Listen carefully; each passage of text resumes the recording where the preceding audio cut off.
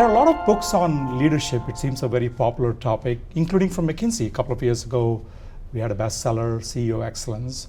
What is it that the journey of leadership is adding to this very important topic? We do think we emphasize a critical topic which has been neglected over the years in our view, which is human-centric leadership. What do we mean with human-centric leadership? It's a very simple definition. You have to show up as a human being and behave as a human being when you interact with your co-workers, whether you lead your executive team, you interact with your stakeholders inside and outside the company. That will indeed lead to much, much deeper engagement. Eventually, we think you can actually unleash the power and commitment and energy of people much more effectively and easily. But it's about human-centric leadership. The world is changing so much, and the one constant is the rate of change in the world.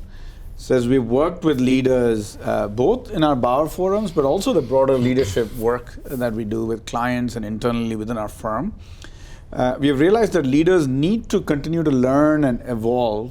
And some of the concepts that we bring out in this book are ideas like fearless learning. How do you keep learning every day? Hans Werner uses the term reinvention that I like a lot.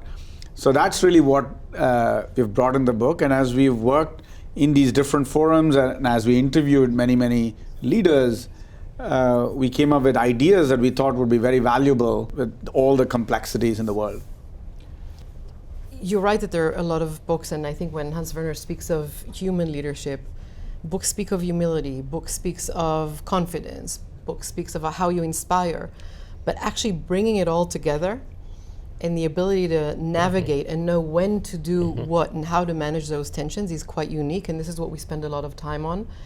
And the focus on taking time as a leader yourself to actually know yourself so that you can then lead others is quite unique, because it feels like a privilege. Many leaders feel that if they take time for themselves, they are privileged. How should I spend time with me when the rest of the world needs me and that's what I'm here for? So the business world has long known that McKinsey works with CEOs, boards, the C-suite to solve like big problems. But in a way, this book for the first time is talking about McKinsey working one-on-one with CEOs through the Bauer Forum and also through just McKinsey's CEO practices. Talk a little bit about that, because that's new to most of the readers. Raju, this book is definitely for CEOs and about CEOs, but as Dana keeps reminding us, it's also for all leaders. One of the things we've tried to do is to bring lessons for all leaders, and that's in fact why we called it the journey of leadership. It is for people who one day might aspire to be CEOs or might aspire to do other things in life, and the book is really about how to unleash their full potential. And our work with leaders includes one-on-one interactions in all different settings. You know, I used to lead partner learning for McKinsey, and we spend a lot of time one-on-one with partners in different settings and use that to mentor colleagues and help them understand their own purpose and author their own journeys. But also in the Bauer Forum, we spend a lot of time with CEOs, helping them think about their own purpose, what gives them meaning, how can they bring that to the world to lead their teams and lead institutions in the world. And as we, over these last few years, realized all the lessons that we've learned, we felt, let's bring some of these stories, the lessons, into this book. Maybe any of you can give some examples from the book about the non-business leaders and how this can be used for not just CEOs, obviously, but also for government leaders, nonprofit leaders, university leaders. One example I'll talk about is nonprofit leaders, and one of the leaders we've profiled in the book is Wendy Kopp of Teach for All. Wendy founded Teach for America and then went on to found Teach for All, which has taken the movement to over 60 countries around the world. And one of the big ideas she talks about is the concept of collaborative leadership. How can we help leaders reflect on their own purpose and take the idea of Teach for America or Teach for All and tailor it to their context? And her learning has been that spreading the movement is not about bringing a playbook and taking that to many countries, but really about taking an idea and helping leaders think about their own purpose, their context, and translating that into that context. And as Dana said earlier, our hope with this book and with the process that we've described, as well as some of the micro practices that we have in the appendix of the book can help leaders construct their own process for self-reflection, leading themselves, leading their teams, and ultimately to have impact in whatever context that they're in the world. I think we're using the CEO role as a touchstone because it has a lot of pressure points on it and a huge global import and the intersection of a lot of contradictions, but it is a metaphor for all leadership. And it applies to leaders of all organizations and all levels. And I think this inner journey, in particular of this book, plays out over time in multiple roles in similar ways. So I think it is very broadly applicable to different leaders in different organizations. I think in nonprofits as well as public sector or for-profit organizations. 15 months ago, most of us had vaguely heard of Gen AI. Right here we are, every CEO is having to make some really big bets on it. On the flip side, Gen AI in general also emphasizes the importance of human leadership. So there's a lot of fears around Gen AI. There is no question that more and more of what we'll do will be technologically enabled, whether it is AI or Gen AI. But it is also clear that the more that is happening, those traits that we've included in the book will actually be more important. Human leadership will be more important because those things that are repetitive, that can be programmed, that can be done by technology, even learning. There's a new thing that everybody needs to learn. There's a lot of questions out there. But if there's one thing that I am certain about is that it's going to put even more emphasis on the human aspects of leadership. Large language models will have a very hard time to train and learn every aspect of human behavior, Right. especially because human behavior is a reaction.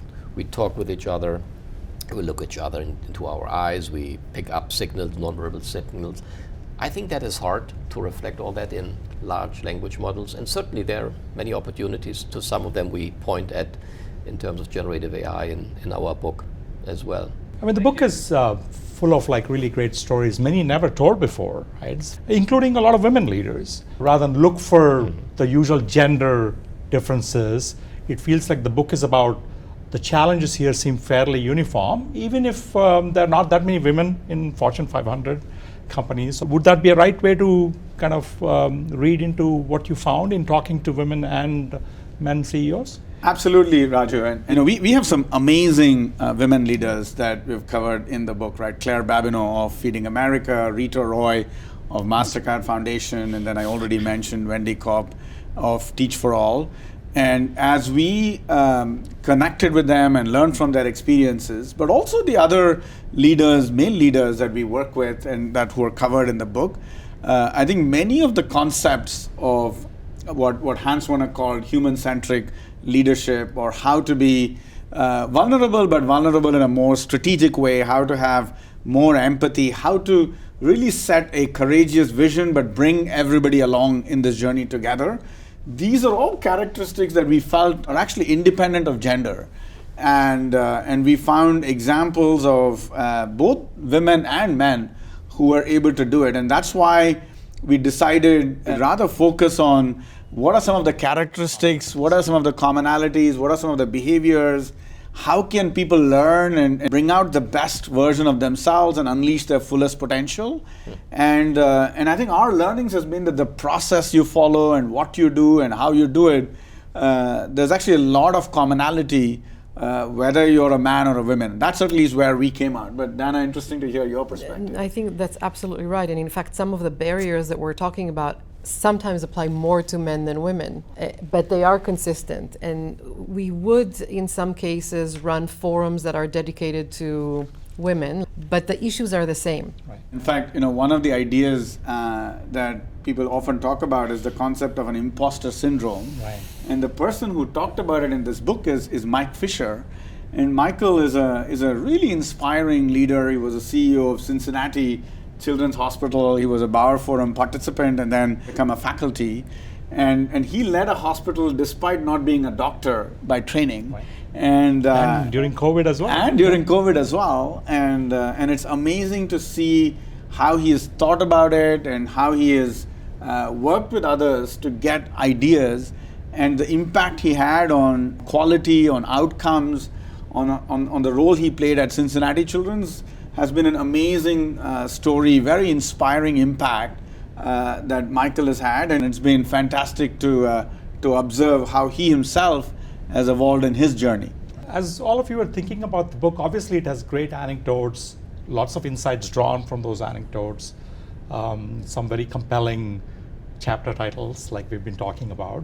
But the book goes well beyond that. In a way, you've thought about each chapter to be a little bit of a workbook. Our hope was that this book is not only a story or a collection of stories, but it is a journey that allows you as an individual to take yourself through that journey if you chose to do that. So of course you can come and do a Bauer Forum with us, or we can come and do a leadership program, but there's enough pauses for reflection so that you can ask yourself the question. So assuming the chapter of you're not the smartest person in the room hits something in you, and you want to pause and reflect as to whether, well, am I behaving like I am the smartest person in the room, or where does that take away from my ability to have impact? At the end of the chapter, there's a set of questions that you could ask yourself, pause and reflect on, maybe get feedback from people that you trust, so that you can build your own perspective on how am I doing along this trait, and what could I be doing if this was my priority to move forward. You can do that by chapter, for one chapter, or you can take on the full framework. And actually the third part of the book lays out the map. If you wanted to go through the full journey by yourself, there's a whole map that you can follow that takes you through the same steps in the process. So again, this is a way to hopefully make this book relevant not only to people who have been there already and want to share this with others, but also people who are wondering how can they become more effective leaders and grow in that ongoing learning journey of themselves. The other idea, Raju, that I recommend to all leaders is to have an advisory board, a forum, a group of people where they can ask the questions that Dana talked about, as a way to then get independent input from in a safe space from a set of people. I myself have an advisory group. We meet the first Tuesday of every month, and unless there's a very critical commitment, I am missing it tomorrow for the dinner with Dana and Hans Werner. But other than that, I'm always there with this group, and we help each other learn about ourselves and grow and support each other through our own journeys. And the book gives enough ideas, questions, stories to help a leader construct a group, an advisory group, and a journey for themselves. In fact, in the spirit of diversity, we would encourage that it is a mix of people who know you personally, know you professionally, different ages. You can learn a lot from much older, much younger. Yes, absolutely. Yeah, I agree with that. On the concept of a spouse, my wife, Charo, is definitely part of my advisory board, but she's not the chair of my advisory board. Can we tell her that? You can. No, there are two notes. She's the non-executive chair. Actually, I don't think she's the non-executive chair either. I see her as like one voice, one critical voice. And this is part of what we try to do in the forums that we set up as well, to have voices that are close enough to you, but also have voices that are slightly distant and not as emotionally attached, so that then you as a leader can continue to be self-aware and continue on your own journey. So you're absolutely right, Raju. It's useful to have a group that includes spouses, people you're close to, friends, and voices that are slightly more distant, so that then it gives you an ability to broaden a range of perspectives and then set your own course for what you want to do. And I would add, as the leader then, once you've heard that diverse set of opinions, you need to have that ability to discern through that and make your own judgment. So let's get to my favorite part of the book, the micro habits. You towards the end of the book, you list I think more than 100. And speaking of news you can use, these are very practical things. Some I know that you actually practice, all of you. I have one. I wake up every morning and make my bed, because in my job as publisher, all I do is sometimes just deal with endless problems, and I feel like I haven't accomplished anything. So if I make my bed the first thing in the morning, that's one thing I've done for that day. It's a very mundane micro habit.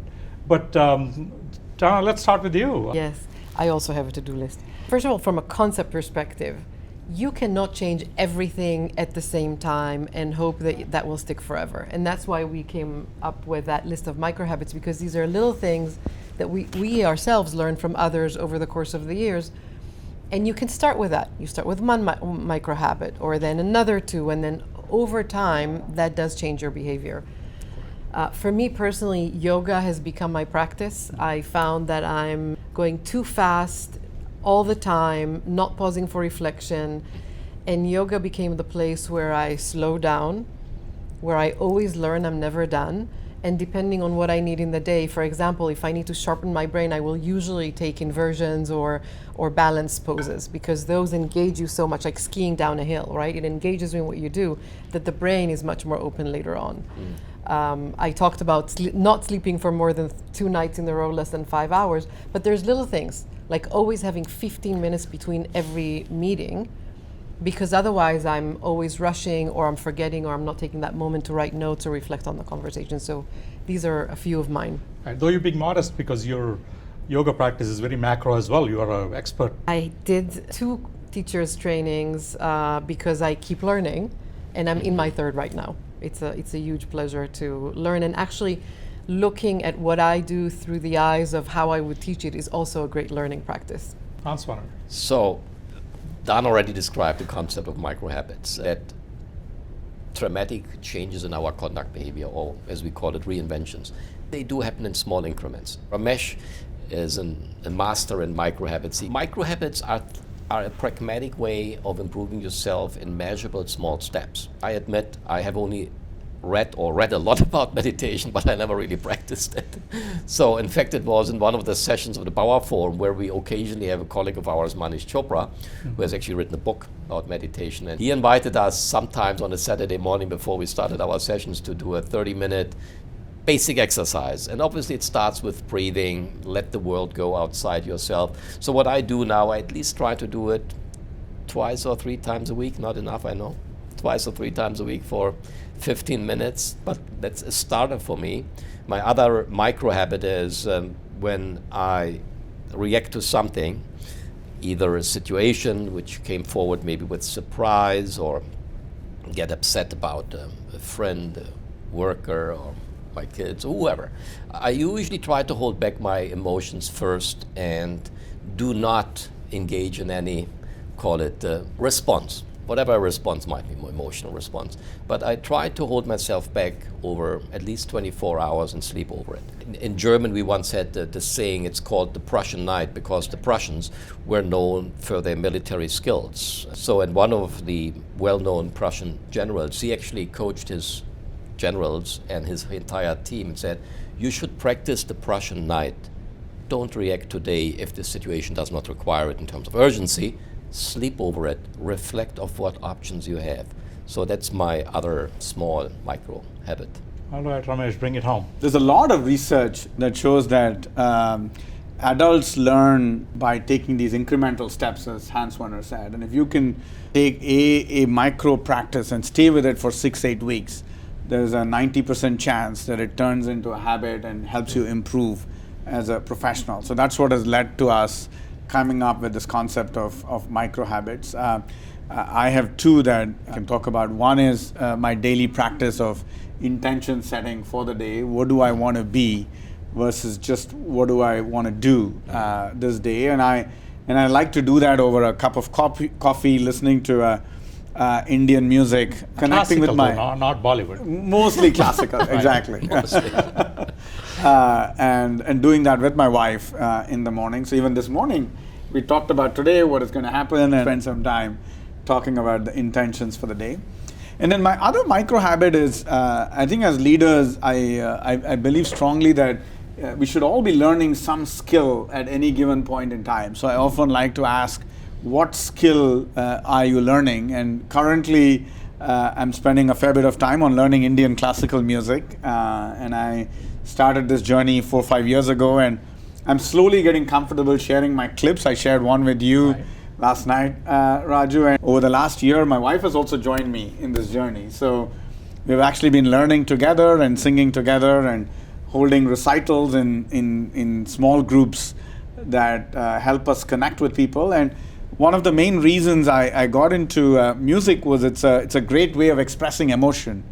Back to what Hans Werner was talking about earlier, I still find it hard to express emotions with words, and the education system often doesn't teach us how to express emotions. And I find music is a much easier way to express sadness and disappointment, or even joy and anger and energy and all of that. So that's been a wonderful journey that I've been on. So we are here a few months before the book comes out on September 10th. The book is going to printers. Let's fast forward. We are back here, I don't know, September 10th, 2025. What would success look like in terms of like people getting something out of this book? What would each of you think a year from September, and say, we are happy with the way this turned out. This is what we wanted out of this book. Yeah. So I think it is not the obvious answer in terms of becoming a bestseller. Would we like that? Yes, we still would like that to have a bestseller book, no doubt. But let's leave the bestseller notion aside. I think if we could help leaders to start at least on the journey, and it is not an ending journey, because as the book title, Journey of Leadership, and the conclusion chapter says, the journey continues or never ends. We hope that we can reach as many leaders of different walks of life, different backgrounds, different parts of the world, different industry sectors, government sector, philanthropic sector, social sector. We try to reach many leaders to start their journey and continue on their journey.